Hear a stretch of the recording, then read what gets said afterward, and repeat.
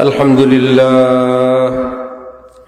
لله نحمده ونستعينه ونستغفره ونؤمن به ونتوكل عليه ونعوذ بالله من شرور أنفسنا ومن سيئات أعمالنا من يهده الله فلا مضل له ومن يضلله فلا هادي له ونشهد أن لا إله إلا الله وحده لا شريك له ونشهد أن سيدنا ومولانا محمدا عبده ورسوله أما بعد فأعوذ بالله من الشيطان الرجيم بسم الله الرحمن الرحيم قل إن كنتم تحبون الله فاتبعوني يحببكم الله ويغفر لكم ذنوبكم والله غفور رحيم صدق الله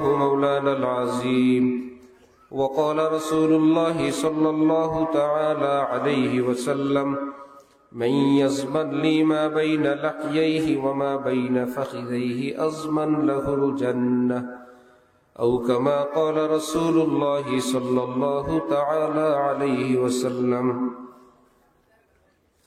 মুআজ্জাজ হাজিরিন, আমি আল্লাহ পাক রব্বুল আলামিনের পবিত্র কালামের এক অংশ বিশেষ তেলাওয়াত করলাম এবং হযরত রাসূল করিম সাল্লাল্লাহু আলাইহি ওয়াসাল্লামের একখানা হাদিস শরীফ পাঠ করলাম। আল্লাহ পাক কুরআন শরীফ এবং হাদিস শরীফের সহিহ ইলম আমাদের সকলকে নসিব ফরমান। কোরআনে পাক এবং হাদিসে পাকের নূরে আমাদের জীবনকে সুন্দর করার, আলোকিত করার তৌফিক দান করেন। মাইকের আওয়াজ স্পষ্ট করো।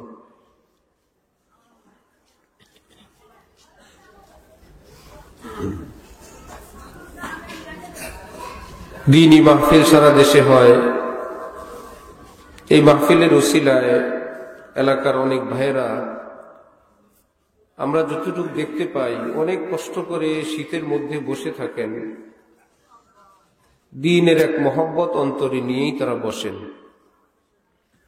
না হলে আমরা স্টেজের উপরে সোফার মধ্যে যতটুকু শীত অনুভব করি, একদম সরাসরি মাটির উপরে নামমাত্র একটা চাটাইয়ের উপরে বসলে শীতের অনুভব নিশ্চয় অনেক বেশি হয়।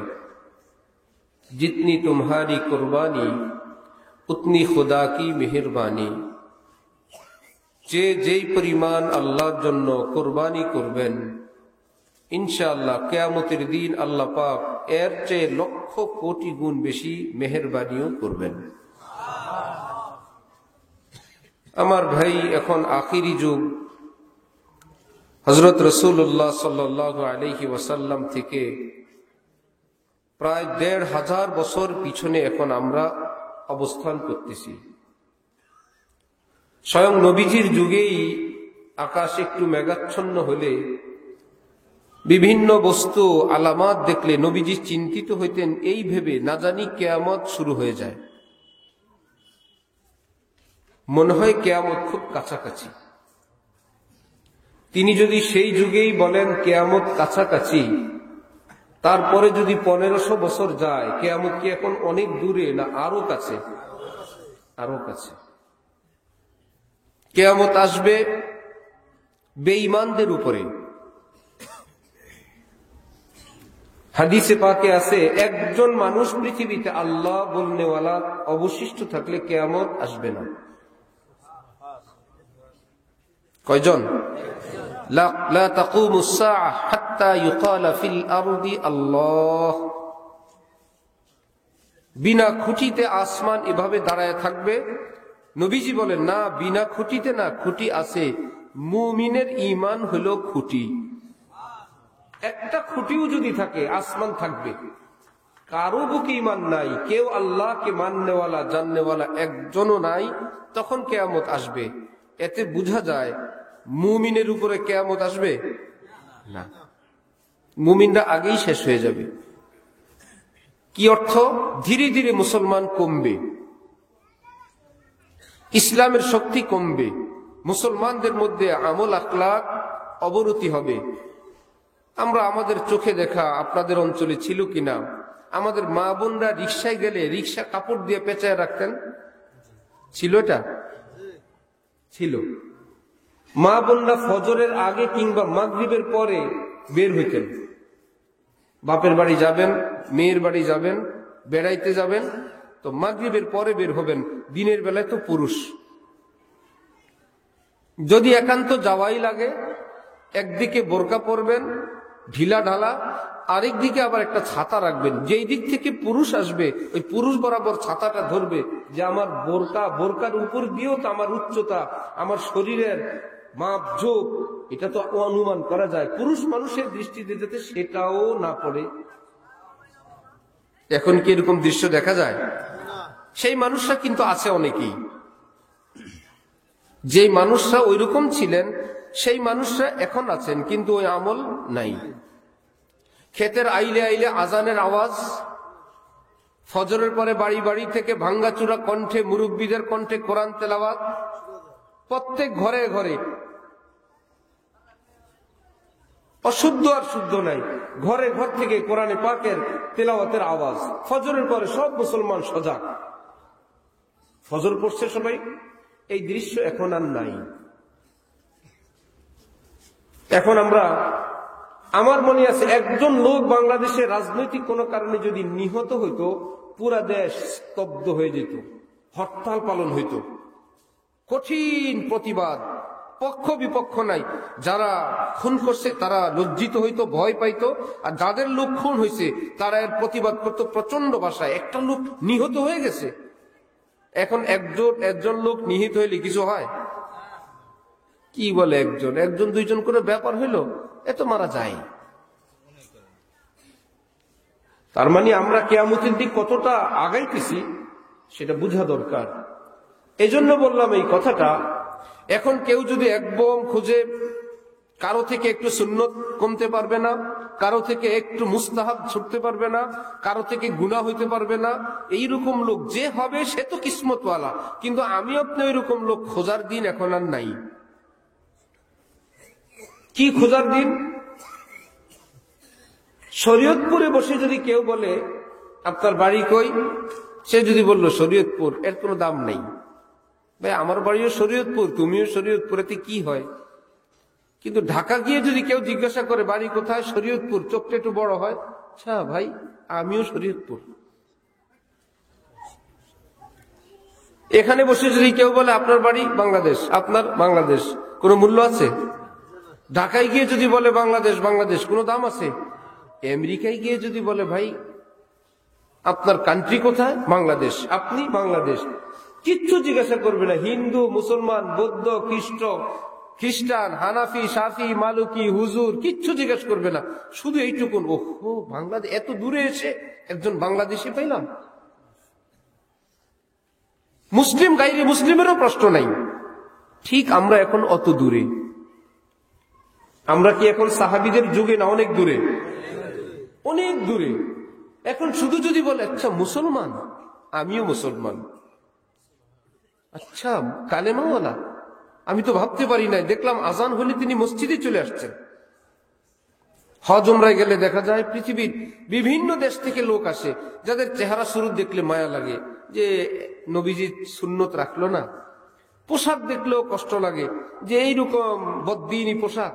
কিন্তু যখন দেখি আল্লাহর ঘরের দিক তাকায় হাউ মাউ করে কান্নাকাটি শুরু করে, তখন মনে হয় বাপরে, আমরা তো ভাবছিলাম জুব্বা জামা গায়ে দিয়ে আমরা বড় হুজুর হয়ে গেছি। এই লোকদের উপরে একটু ডেকোরেশন নাই, একটু দাড়ি নাই, সুন্দর একখান জামা নাই, কিন্তু বুকে তো আল্লাহর মোহব্বত আছে এতটা। আল্লাহর ঘর দেখলেই বোঝা যায় তার বুকে আল্লাহর মোহব্বত কত বেশি আছে। রাসূল সাল্লাল্লাহু আলাইহি ওয়াসাল্লাম বসা, একজন সাহাবী নামাজ পড়লেন। তিনি বললেন ইরজি ফাসাল্লি ফাইন্নাকা লাম তুসাল্লি, যাও তুমি নামাজ পড়ো, তুমি নামাজ পড়ো নাই। তিনবার এমন করলেন। নবীজি বললেন তুমি নামাজ পড়োই নাই, এমন না তোমার নামাজে ভুল হয়েছে, তোমার নামাজে ত্রুটি হয়েছে, এই না বলে বললেন নামাজ হয় না, যাও আবার পড়ো। সাহাবী বুঝলেন না, বললেন ইয়া রাসূলুল্লাহ আমার বিষয়টা কি? বললেন যে তুমি তো রুকু থেকে স্থির হয়ে সোজা দাঁড়াও না, দুই সেজদার মধ্যখানে স্থির হয়ে বসো না, এইটুকুনি ভুল। শুনতেছেন? যেই লোক এইটুকুন ভুল করলো তাকে বললেন আমার নামাজ পড়ো, তুমি পড়ো নাই। আবার আখিরি যুগের মুসলমানদের জন্য নবীজি বললেন আমার কোন উম্মত যদি কালেমা নিয়ে কবরে আসতে পারে আমি গ্যারান্টি দিলাম অবশ্যই অবশ্যই আল্লাহ পাক তাকে জান্নাত দান করবেন। একই ক্লাস, যেই ছেলেটা ভালো স্টুডেন্ট তার জন্য শিক্ষকের দৃষ্টিভঙ্গি একরকম, যে এমন একটা ফ্যামিলির ছেলে যে এই ফ্যামিলির কেউ পড়ে না, নেশাখোর, এই ছেলেটা যদি স্কুল থেকে মাইনাস হয় ওই জগতে সেও চলে যাবে। ওই পারে না, স্যার ভালো ছাত্র, একদিন একটু ভুল হইলে দাঁড় করায় রাখে, শাসন করে, শাস্তি দেয়। কি ব্যাপার? তার বুকে আসা এ তো সচিব হবে, এ তো ডিসিএসপি হবে, এর ছাড় দেওয়া যাবে না। এর বাবা একজন শিক্ষক, এর বাবা একজন আর্মি অফিসার, তার বাবা একজন শিক্ষিত, তাদের ফ্যামিলিটাই এমন, একে ছাড় দেওয়া যাবে না একটু 19-20 হইলেই।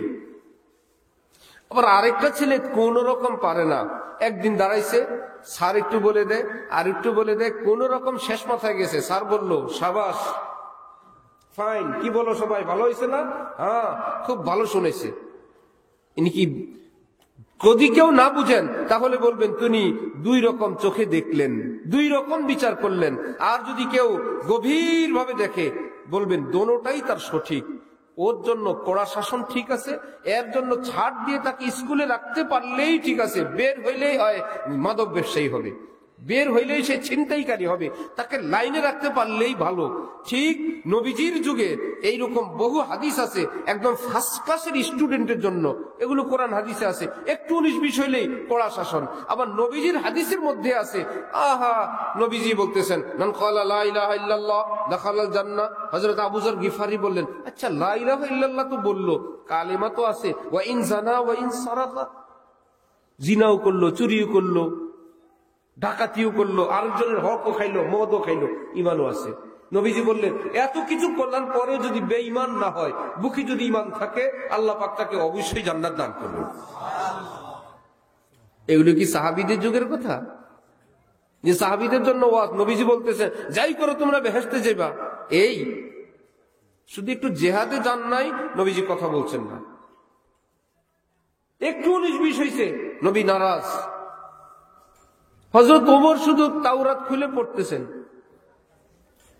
হযরত আবু বকর পাশে, নবীজির চেহারা মুবারক লাল, আসমানি কিতাব পড়তেছে। হযরত আবু বকর ইশারা দিলেন, হযরত ওমর তাকায় দেখেন, আল্লাহ হে অবস্থা খারাপ, আল্লাহুম্মা ইন্নী আউযু বিকা মিন গাযাবিক ওয়া গাযাবি নবিয়িক, আল্লাহ মাফ করেন, আল্লাহ আপনি অসন্তুষ্ট হয়েন না, আল্লাহ আপনার নবীর অসন্তুষ্টি থেকে আল্লাহ ওমরকে মাফ করেন, আল্লাহ ওমরকে ক্ষমা করে দেন। কি ব্যাপার?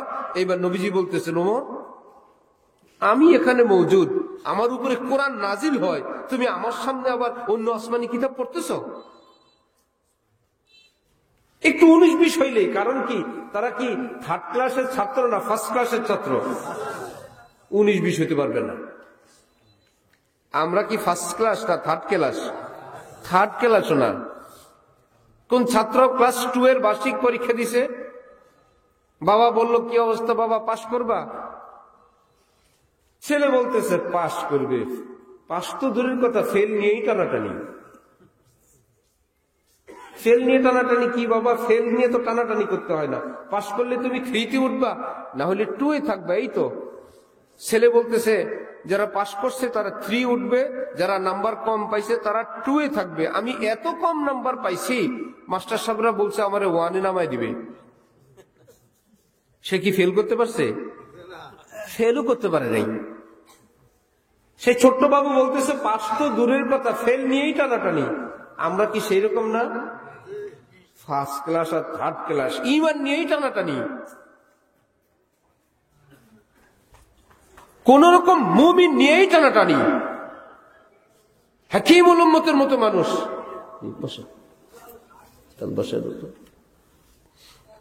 এত পিছনে যাবে জি বসে। হাকিমুল উম্মত মাওলানা থানবীর মতো মানুষ, যিনি হাফিজি হুজুর, পীরজি হুজুর, সদস্য হুজুরের পীর, উনি বলেন জান্নাত চাওয়ার সাহস আমার নাই। আল্লাহর কাছে বলবো আল্লাহ আশরাফ আলীকে জান্নাত দেন, এত বড় মুখ আমার নাই। কি দিয়ে চাইব? যিনি তাফসীরে বয়ানুল কোরআনের লেখক, যিনি মুজাদ্দিদ, তাহলে জাহান্নামে কেমনে যাব? আল্লাহর কাছে বলি আল্লাহ জাহান্নামে জ্বলার সাহসও তো নাই। কি বড় বিপদ! জান্নাত চাইবো তো কিসের বিনিময় চাইবো? জাহান্নামে জ্বলবো সেই সাহসও তো নাই। তো আল্লাহর কাছে বলি আল্লাহ জাহান্নাম থেকে বের করে আশরাফ আলীরে একটা জায়গায় ফেলে রেখেন। যদি জাহান্নাম থেকে বাইরে থাকতে পারি, আল্লাহ জান্নাতীদের গেইটে জুতার উপরে আশরাফ আলীকে একটু জায়গা দিয়ে দিলে আশরাফ আলী কামিয়াব। আজকে বুখারী শরীফে পড়লাম হযরত ওমর বলেন, আমি যদি মালিক হইতাম আসমান জমিনের মধ্যখানে ফাঁকা জায়গার সবটার স্বর্ণের, এই সবটা যদি আল্লাহর রাস্তায় দান করে আমি জান্নাত জাহান্নাম থেকে মুক্তি পাওয়ার কোনো ব্যবস্থা থাকতো আমি সব দিয়ে দিতাম। কখন বললেন তিনি এই কথা? যখন নবীজি বলছেন ওমর ফিল জান্নাহ, আশারায়ে মুবাশশারা, দুনিয়ায় জান্নাতের সুসংবাদ প্রাপ্ত 10 জনের একজন হযরত ওমর। এই ঘোষণা শোনার পর হযরত ওমর বলতেছেন, শুধু কান্না করতেন, 2 চোখ থেকে পানি পড়তো, কালো 2টা দাগ হয়ে গেছিল ড্রেনের মতন গালের উপরে। সকলে বলতো আপনি না জান্নাতের সুসংবাদ প্রাপ্ত সাহাবী, আপনি কেন কান্না করেন? হযরত ওমর বলতেন, নবীজি তো সংবাদ দিছিলেন, আমি জানি নবীজি দুনিয়ার থেকে যাওয়ার পর সেই সংবাদের উপর আছি কিনা, আমি জানি নাম কাটা দিয়া দিছি কিনা। হযরত আবু বকর সিদ্দিক একটা কোনো প্রাণী দেখলে, একটা বিড়াল দেখলে, কুকুর দেখলে কান্না করতেন আর বলতেন, আবু বকর যদি মানুষ না হয়ে একটা কুকুর হইতো, কিয়ামতে আর উঠাও লাগতো না, হিসাবও দেওয়া লাগতো না। এখন তো আবু বকর উঠা লাগবে, এখন তো মানুষ হয়েছে, এখন তো উঠা লাগবে। আবু বকর তো হিসাব দেওয়া লাগবে, কুকুরের তো কোনোদিন হিসাব দেওয়া লাগবে না। কাফেররা সেদিন বলবে, ইয়া লাইতানি কুনতু তুরাবা, আরে আজকে যদি আমি মাটি হয়ে যেতাম, দুনিয়ার কাফের বাদশা না হয়ে যদি মাটি হয়ে থাকতাম, উঠাও নাই, জবাবও নাই, আজকে তো জাহান্নামে যাওয়া লাগবে। এজন্য আমার ভাই, আমরা এখন সাহাবীদের যুগে না, তাবিঈনের যুগে না, তাবি আইম্মা ইমাম আবু হানিফার যুগে না, অনেক পিছনে। এর অর্থ কি আমরা আমল ছেড়ে দেওয়ার কথা বলছি? আমি আমার জন্য না, আপনি আপনার জন্য না, বলছি অন্য মুসলমানের প্রতি আমাদের দৃষ্টিভঙ্গিটা কেমন থাকবে সেই জন্য। আমরা নামাজ রোজা ছেড়ে কালিমা নিয়ে বসে থাকবো এই জন্য না। আমাদের কোন মুসলমান ভাইয়ের টুপি কোনটা হবে তো পরের কথা, টুপি থাক আর না থাক, দাড়ি থাক আর না থাক, জুব্বা জামা থাকুক আর না থাকুক, যদি শুনে যায় লোকটা শুক্রবারেও আসে, শুক্রবারে না আসুক কমপক্ষে রমজানে একবার আসে, ঈদে আসে, কিছুতেই আসে না জানাজায় আসে, কিছুতেই আসে না জানাজায় আসে না, কিন্তু সে একজন মুসলমানের দাবিদার। তার জন্য আমার আপনার কর্তব্য 2টা। একটা হলো এই লোক আমার ভাই এটা মনে করা, আবার সেই লোককে দ্বীনের দিকে আনার চেষ্টা করা, কিন্তু আনার চেষ্টাটা এরকম না হয় ঈমানের রশিটা যেন কেটে না যায়। যেমন কোন বাড়ির বিল্ডিং এর কাজ চলছে, সেই বাড়ির অভিভাবক তিনি সব বাচ্চাদেরকে বলে দিলেন, ছাদের রেলিং নাই, খোলা ছাদ, সিঁড়ির রেলিং নাই, খোলা সিঁড়ি, এই ঘরের কেউ ছাদে যাবে না, যে যাবে তাকে আমি বেত লাগাবো। সত্যি সত্যি কেউ যায় না, একটা বাচ্চা উঠে গেছে ছাদে। অভিভাবক যদি জ্ঞানী হন তাহলে কি তিনি বেত নিয়ে ছাদে উঠবেন?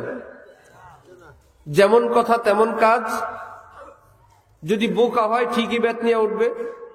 বলছিলাম বেত লাগাবো, আজকে বেত লাগাই ছাড়বো, বেত দেখে বাচ্চা কি করবে? ঝাঁপ দিয়ে নিচে পড়বে, মারা যাবে। জ্ঞানী অভিভাবক বলবেন, না তো করছিলাম যেন কেউ না যায়, চলেই যখন গেল এখন কি চিকিৎসা? তিনি নিচের থেকে বলবেন, আব্দুর রহমান কোথায়? তুমি বাবাকে খুঁজো, দাদা ভাইয়াকে খুঁজো, তুমি কি কবুতর দেখতে আসছো, পাখি ধরতে আসছো, ছাদের কাজ দেখতে আসছো? এমন নরম সুরে তিনি কথা বলবেন, এই অপরাধী ভাববে আমি যে অপরাধ করছি, আমার বাবা মনে হয় অপরাধীর দৃষ্টিতে তিনি দেখেন নাই, মনে হয় আমাকে ক্ষমা করে দিবেন, আমাকে ঝাঁপ দিতে হবে না, কঠিন কোন শাস্তির সম্মুখীন আমাকে হতে হবে না। এইরকম একটা আস্থা, এরকম একটা অভয় যখন সে পাবে, সে হঠাৎ বলে উঠবে, সত্য হোক আর মিথ্যা হোক, বাবা আমি তো তোমাকে খুঁজতে আসছি, আমি তো দাদা ভাইয়াকে খুঁজতে আসছি, আমি তো একটা কবুতর দেখতে আসছি। আর বাবা মনে মনে team team team team team team, ওহো আসো আসো, এই তো বাবা, ঘপ করে হাতে ধরবে। এইবার তিনি শান্ত হবেন, যতটুক ভুল করছে এইটার তো সমাধান আছে, ঝাঁপ দিলে তো সবই শেষ। এই ভুল থেকে তাকে যদি আমি ভুলের শাস্তি দিতে যাই, সে ভয় পাবে, সে ঝাঁপ দিবে। মাঝে মাঝে পত্রিকায় আসে না, পুলিশের ধাওয়া খায়া পানিতে পড়ে মারা গেছে, গাড়ির নিচে পড়ছে। আরে বাবা এমন দৌড় দিলি জানে গেল, ধাওয়া খেলে নাহলে পুলিশ ধরতো, দুইটা লাগাইতো, থানায় নিত, জীবন তো থাকতো। ঠিক এমন অপরাধী যাকে যদি কঠিন শাস্তির হুঙ্কার দেওয়া হয়, সে বলবে ও রে বাবা ঠিক আছে আমি নাই।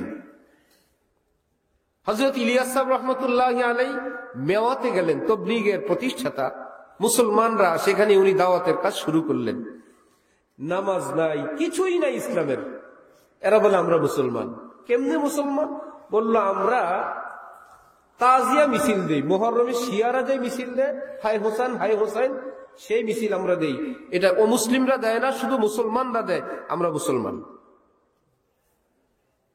ওটা দেওয়া কি ইসলামের কোন বিধান না বেদাত? বেদাতের ব্যাপারেও ইসলামের বিধান, খুব খেয়াল করবেন। একটা বেদাতের সূত্রে যদি একটা লোক মুসলমান থাকে, ওই মুসলমানকে এই ফতোয়া দেওয়া নিষেধ, এটা বেদাত, কারণ তার পুঁজি আছে। এইটাই যদি নাই হয়ে যায় তো তার কিছু থাকে না। তিনি চুপ থাকলেন, তিনি তো বড় আলিম ছিলেন। তিনি বললেন তাজিয়া মিছিল দাও তোমরা, হ্যাঁ তাহলে তো তোমরা মুসলমান। তবে কি আমরা তো মুসলমান। তিনি বললেন আমিও তোমাদের ভাই একজন মুসলমান। গলায় গলায় তারাও খুশি হইল, আমরা মুসলমান, আমাদের একজন হুজুর আসছে, আমাদের একজন লোক আসছে। তিনি এবার বললেন মুসলমানদের তো নামাজ আছে, তোমরা জানো না? তো জানি না। আপনি বলেন কি মুসলমান আমাদের যা আছে পালন করতে হবে না, আপনি বলেন। এবার তিনি নামাজ শিখাইলেন, কালেমা শিখাইলেন। এইবার ওই বাহিনী তার সঙ্গে হইল, হুজুর আমাদের মতো বহু লোক আছে আশপাশে মুসলমান, তারা কিছু জানে না, হুজুর চলেন ওই এলাকায় যাই। একটা লোককে তিনি কিছু বলবেন, ইলিয়াস সাহেব, ওই লোক বিরক্ত হয়েছে, হয়ে এত বড় বুজুর্গ আলেমের গায়ে শক্ত করে থাপ্পড় লাগাই দিছে।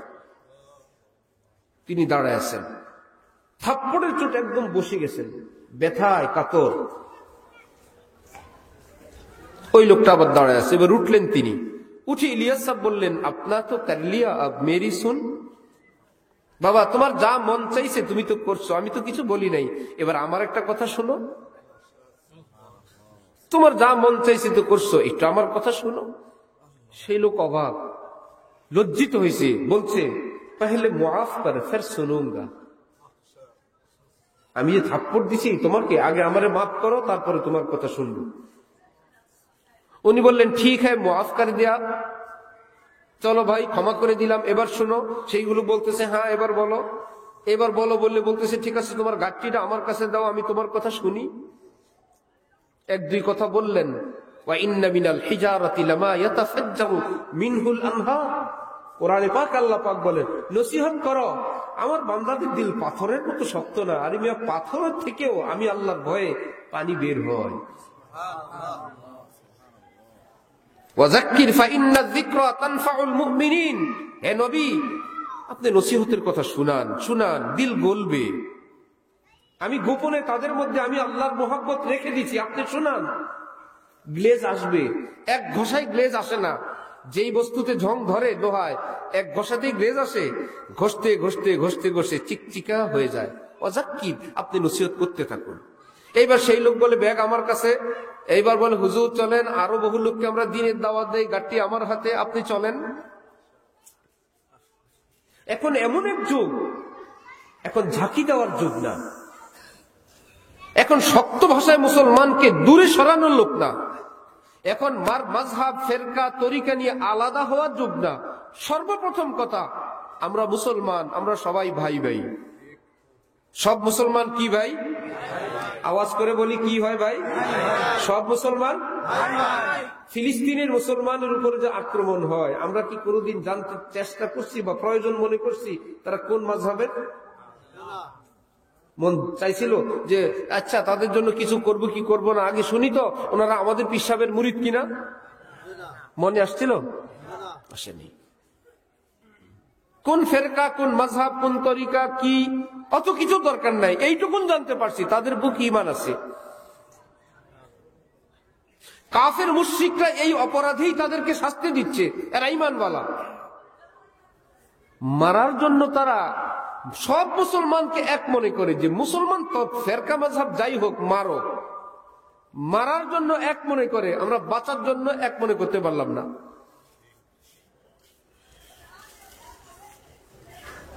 এই জন্য আমার ভাই, সমাজে এখন ভুল বিচ্যুতিওয়ালা মানুষ অনেক, কিন্তু মুসলমান। আমার শায়েখ তিনি বলছেন, পশ্চিম পাকিস্তান একবার কেউ নবীজিকে গালিগালাজ করছে, এই নিয়ে দুই পাকিস্তান গরম। ঢাকায় শোনা গেল বড় বড় মস্তান, আগের যুগে তো কিছু প্রসিদ্ধ মস্তান ডাকাতি হয়তো চিঠি দিয়ে, এখন তো ডিজিটাল আসার কারণে ওগুলো কমে গেছে। অমুক ডাকাত সবাই জানে, অমুক মস্তান, কিলার, খুনি সবাই জানে। এইরকম নামি দামি খুনি কিন্তু মুসলমান লোক, তারা বড় বড় তরবারি নিয়ে ঢাকার মাঠে রাস্তা নেমে গেছে। নেমে নেমে হুঙ্কার, এই পূর্ব পাকিস্তানে যদি কোনো বাপের বেটা আমার নবীজিকে গালি দেয়, দুই টুকরা করে ফেলবে। এই জন্য হাদিস শরীফ আছে, কোন মুসলমান মুসলমান না যতক্ষণ সে নবীজিকে ভালোবাসবে নিজের চেয়ে, নিজের মা বাবা সন্তানাদির চেয়ে, পৃথিবীর সবকিছুর চেয়ে নবীজিকে যদি বেশি ভালো না বাসে, সে পাক্কা মুসলমান না। সব মুসলমান তো ভয় পেয়ে যাবে, আল্লাহ আমি মনে হয় পাক্কা মুসলমান না। হাকিমুল উম্মত মাওলানা থানভী, হাকিমুল উম্মত থানভী সিলসিলার এই যুগের থানভী আমার শায়েখ, তিনি বলেন সব মুসলমানের অন্তরে পৃথিবীর সবকিছুর চেয়ে নবীর মোহাম্মত বেশি আছে, এটা গোপন আছে। কেমনি গোপন? তুমি যে সন্তানকে বেশি ভালোবাসো, মনে হয় নবীর চেয়ে আমার এই ছেলেটাকে আমি বেশি ভালোবাসি। যদি সন্দেহ হয়, পরীক্ষা স্বরূপ শুনো, এই ছেলেই যদি নবীজির ব্যাপারে বেয়াদবি করে, তখন কি চুপ থাকবে বাবা, না কিছু বলবে? বলার পর যদি না থামে, যা ইচ্ছা তাই বলে, বাপ কি ঠান্ডা থাকবে না আগুন হয়ে যাবে? এইবার যদি আরো কিছু বলে, বাপ বলবে এক্ষণ তুলে দুই টুকরা করে ফেলবো, আমার নবীকে একটা কথা বলবি না।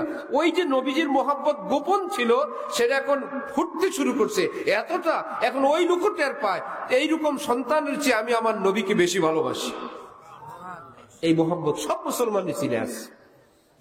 বহু বেনামাজি মুসলমান আছে যারা মসজিদের পাশ দিয়ে যায়, লজ্জা নিয়ে যায়, আরে যদি একটু নামাজ পড়তে পারতাম, আমি তো নামাজের শুরুও জানি না, শেষও জানি না, আমি তো নামাজের নিয়তও জানি না, আমি তো দোয়া দুরুদও পারি না। আমার আপনার মতো বহু নামাজি আছে যার নামাজ কবুল হয় না। নামাজ পড়ে, কোনো কারণে কবুল হয় নাই, ওর চোখের পানি তো আল্লাহর কাছে কবুল। সে যে বলে আমি নামাজ পড়তে পারি না, है इबादत का सहारा आबिदों के वास्ते और तकिया जुहुद का है जाहिदों के वास्ते। হে আল্লাহ, আবিদিনরা তো ইবাদত করে, দুনিয়া ত্যাগীরা তো দুনিয়া ত্যাগ করে, আমার তো কতগুলো গুনাহ আছে আর কিছু নেই। মুল্লা আলী কারি রহমতুল্লাহি আলাইহি লিখছেন, সারা জীবন ইবাদত করলো একটা লোক, শেষ ভাগে এসে উনি এখন ভাবতেছেন আমার তো এত ইবাদত আছেই, কত ইবাদত আমার, কেন বাচ্চারা কথা বলে এখানে কেউ নাই?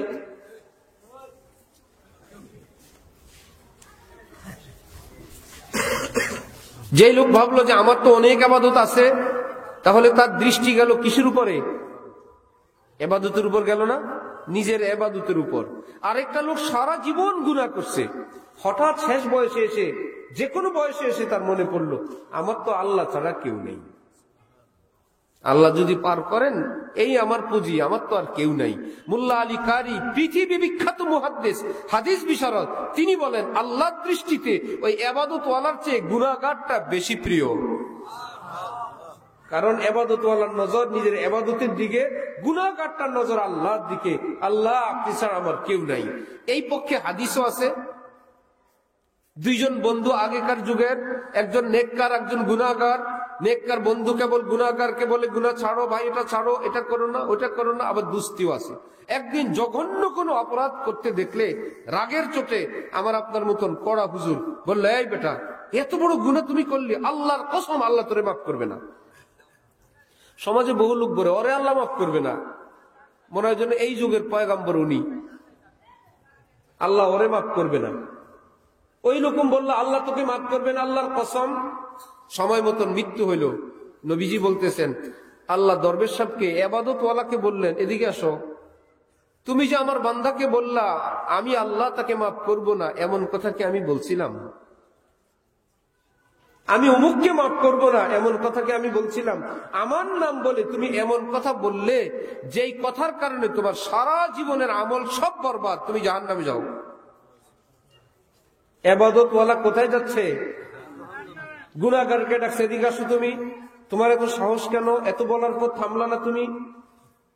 সে বলল, আল্লাহ আমি গুনাহগার, আমার নফস শয়তান সব মিলে আমি টিকাইতে পারি না, আমি রাখতে পারি না, আমি আবার গুনাহে জড়ায় যাই। তারপরে কেবলই আমার মনের মধ্যে আসে, আমার আল্লাহ আমারে মাফ করে দিবেন।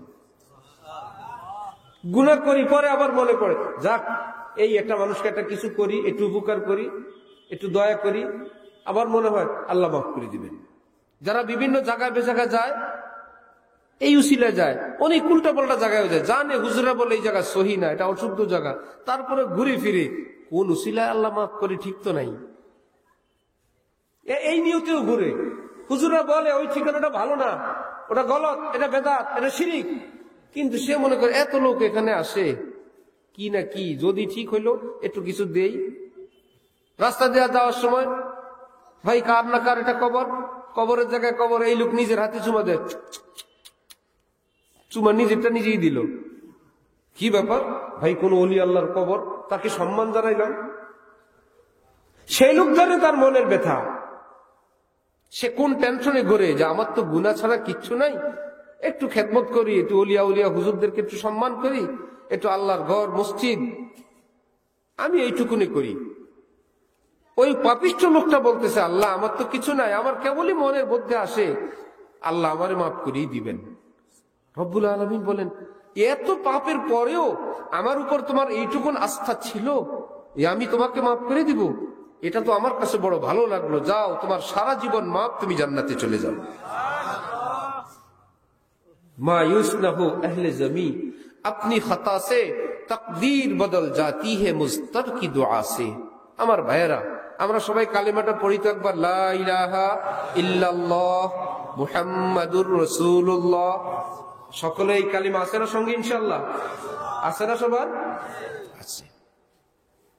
এবার আর অল্প একটু কিছু আছে, আমাদের কিছু ভুল বিচ্যুতি আছে, ঈমানের পরে আমাদের কিছু আমলের কমতি আছে, কতগুলো গুনাহ আছে।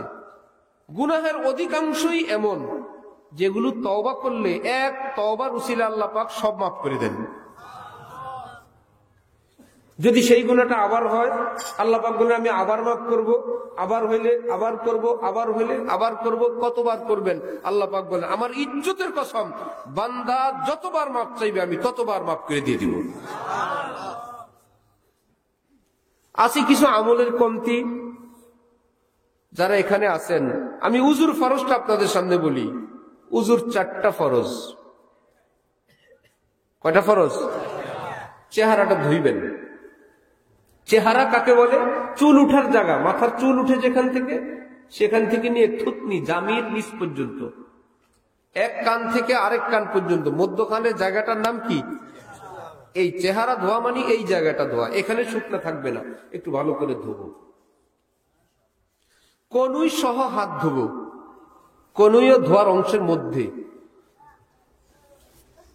মাথা মসেহের ফরজ অংশ হলো আপনার আমার একটা ভিজা হাত মাথার উপর রেখে দিলে ফরজ আদায় হয়ে যায়। শুধু একটা ভিজা হাত যদি মাথার উপর এমনি রাখেন, একটু ডলা দেন, ফরজ হয়ে গেছে।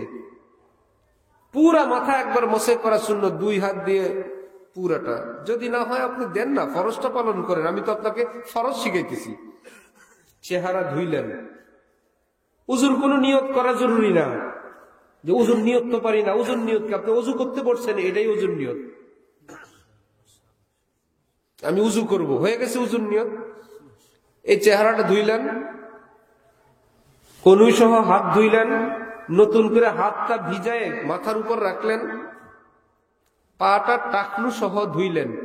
হাতের পায়ের আঙ্গুলের চিপাগুলো যেন শুকনা না থাকে, কনুই যেন পায়ের গোড়ালির পিছনের সাইড যেন শুকনা না থাকে। এইটুকুন কি পারবো না ইনশাআল্লাহ? আপনার উজু হয়ে গেছে। সূরা, কেরাত, দুরুদ, আত্তাহিয়াতু, কুনুত কিছুই পারেন না। আল্লাহু আকবার পারেন কিনা? বলি তো সবাই আল্লাহু আকবার। অর্থ আমার আল্লাহ সবচেয়ে বড়, এর চেয়ে বড় আর কেউ নেই। আল্লাহ বলে দেখি তো আমি বড়। এবার জমিদার, বাদশাহ, মিনিস্টার, সচিব সবাই আল্লাহু আকবার বলে নিজের কপালটা একদম মাটিতে রেখে দেয়। আল্লাহ সবাই বলে দেশের বড় আমি, আমি ঘোষণা দিচ্ছি আল্লাহু আকবার, আমি না আপনি বড়, আপনার কদমে আমি আমার কপাল রেখে দিলাম। আল্লাহু আকবার বলে হাত বাঁধতে পারবো না ইনশাআল্লাহ? কান পর্যন্ত। এখানেরও কোনো এমন শক্ত কোনো নিয়ম নাই যে কান এভাবে এভাবে উঠাইতে হবে। কান পর্যন্ত একটা হাত উঠাই আল্লাহু আকবার করে একটু ধরবেন। আমি ফরজগুলো শিখাচ্ছি, অনেক কঠিন সুন্নত তরিকা না। কিছুই পারেন না, না আলহামদুলিল্লাহ না সূরা কেরাত। যদি পারেন তো কিসমত, যদি পারেন আলহামদুলিল্লাহ রাব্বিল আলামিন, আর পারেন না এটারই পড়েন। এটাও পারেন না সুবহানাল্লাহ সুবহানাল্লাহ সুবহানাল্লাহ সুবহানাল্লাহ সুবহান, আনুমানিক কিছুক্ষণ দাঁড়ায় থেকে আবার রুকুতে যান। এবার কি আবার আল্লাহু আকবার, আবার আল্লাহু আকবার। এবার সুবহান রাব্বিয়াল আযীম পারলে তো ভালো, না হলে সুবহানাল্লাহ সুবহানাল্লাহ সুবহানাল্লাহ। রুকু থেকে উঠেন সামি আল্লাহু লিমান হামিদা। এবার আবার দাঁড়ায় সোজা হয়ে আল্লাহু আকবার বলে সিজদায় যান। নবীজি বলেন বান্দা যখন সিজদায় যায় আল্লাহ পাকের সবচেয়ে কাছে চলে যায়। এই জন্য বান্দার কপালের নিচে আল্লাহ পাক তার কদম মোবারক বিছিয়ে দিয়া বলেন, বান্দা এই কপাল এত সম্মানিত, তুমি মাটিতে দিয়ে দিবা আমি আল্লাহর নামে? না, তোমার কপাল মাটিতে রাখতে দিব না, তুমি আমার পায়ের উপর সিজদা করো। এমনি একটু ঢং করেন নামাজের। আপনি কিছুক্ষণ মসজিদে থাকেন, হাত তুলে বসে থাকেন, দোয়া মুনাজাত কিছুই পারেন না, বলেন আল্লাহ আমার কিছু নাই। তারপর একটু বের হন। আমাকে বলতে হবে না, আপনি একটু বুকের দিকে তাকান যে মসজিদে প্রবেশ করছিলাম কি বুক নিয়ে, যাচ্ছি কি বুক নিয়ে। মনে হবে 7 রাজার ধনের চেয়ে আল্লাহ বড় দৌলত বুকের মধ্যে দান করে দিয়েছেন। এই জন্য একটা যুবক ছেলে বন্ধুদের থেকে আলোক হয়ে মসজিদে গিয়ে নামাজ পড়লো। বন্ধুরা বলে চলো ভাই নামাজ হয়েছে না, চলো দুষ্টামি করতে যাই। সে এখন বলতেছে না ভাইয়া, আমি তো নেশার খোঁজে এদিক সেদিক যাতায়াত করতাম, এখন তো আমি প্রকৃত নেশার সন্ধান পেয়ে গেছি। চস্কা লাগা হয় জাম কা, সুগল সুবহ শাম কা, আব্বাই তুমহারে কাম কা, হামনা ফাসো রাহানিহি। বন্ধুরা, মিথ্যা নেশার খোঁজে ছিলাম, সত্যিকারের নেশা সেজদার মধ্যে। ওযু করে আসো না, সেজদা করে দেখো আল্লাহর নামের মধ্যে পৃথিবীর সমস্ত বোতল শরাবের মধ্যে যত মজা, এক একবার সুবহানা রাব্বিয়াল আলার মধ্যে এর চাইতে বেশি মজা আল্লাহ রেখে দিয়েছেন। কপাল উঠাইতে মন চায় না। বন্ধুরা, আমি আর তোমাদের উপযুক্ত থাকি নাই, তোমরা যেদিক যায় যাও, আমাকে আর নিও না। কর্মচারী মালিক থেকে ছুটি নিয়ে নামাজে আসছে, মালিক পড়ে না, কর্মচারী পড়ে। নামাজ, দোয়া, মুনাজাত। বান্দা যখন হাত তোলে, অলি নাই, বুজুর্গ নাই, পীর নাই, কোন রকম বান্দা ইমানওয়ালা হাত তুললেই আল্লাহ পাক এই দুইটা হাতকে 7 আসমানের উপরে আল্লাহর আরশের সামনে নিয়ে যান। আরশের ফেরেশতারা দেখে এই জমিনওয়ালা দুইটা হাত আরশের সামনে। আল্লাহ বলে দেখলি আমার সামনে পাইতে আছে। কোরআন শরীফে আল্লাহ পাক বলেন উদউনি আস্তাজিব লাকুম, আমি কোরআন দিয়ে ওহী দিয়ে তোমাকে ঘোষণা দিচ্ছি, তুমি দোয়া করো আমি সব কবুল করব। একটু মুনাজাত দেন, যা মন চায়। এখন কর্মচারী মুনাজাত দেয়, দোয়া করে। মালিক মসজিদের গেটে এসে বলে এই ছেলে নামাজ হয়েছে না? হয়েছে, আসো। আসতেছি। আসো, আসতেছি। বললো কে কে তোমাকে আটকে রাখছে? আসো।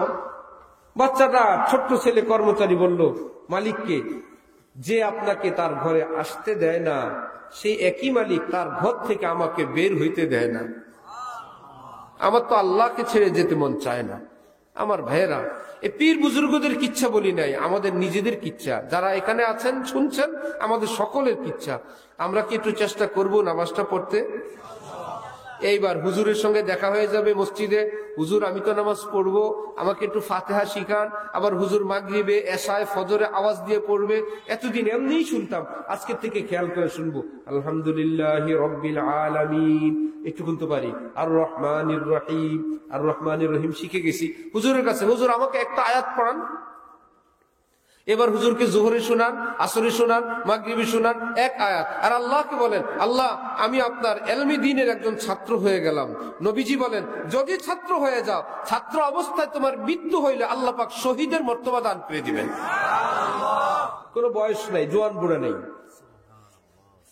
হুজুরের কাছে মসজিদের ছাত্র, ভর্তির ফিসও নাই, হাজিরা খাতাও নাই, যায় আর সূরা ফাতিহা শিখে। হুজুর কুল হুয়াল্লাহ শিখান। এইবার এই ফাতিহা দিয়ে আপনি ফরজ, ওয়াজিব, সুন্নত যা আছে সব নামাজ, কুল হুয়াল্লাহ ইন্না আতাইনা দিয়ে আপনি সব নামাজ ঘুরে ফিরেই যখন তেলাওয়াত করবেন ওইটুকুনি। মা বাবার জন্য কবরে পাঠাবেন এইটুকুনি, যতটুকুন আপনি শুদ্ধ জানেন, আপনার নামাজ হয়ে গেল।